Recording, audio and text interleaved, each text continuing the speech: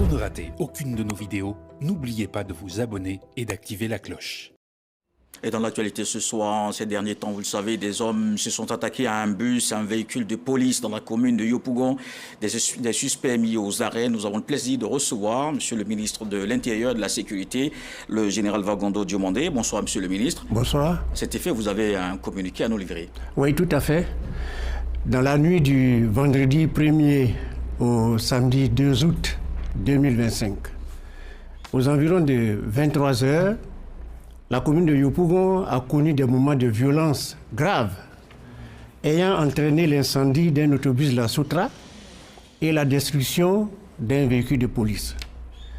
Informés de ce qui se préparait dans notre pays, depuis les annonces de certains partis politiques, les forces de police et de gendarmerie, bénéficiant de renseignements crédibles et concordants, étaient prêtes et ont réagi promptement, ce qui a permis d'appréhender 11 individus à ce jour.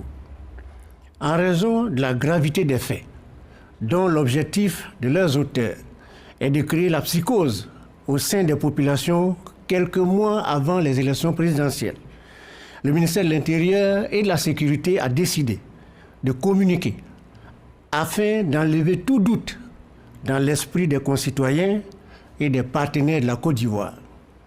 C'est le sens de l'élément vidéo qui sera présenté tout à l'heure et qui contient les aveux recueillis par nos services en toute légalité de l'un des exécutants des violences de la nuit du vendredi 1er au samedi 2 août 2025.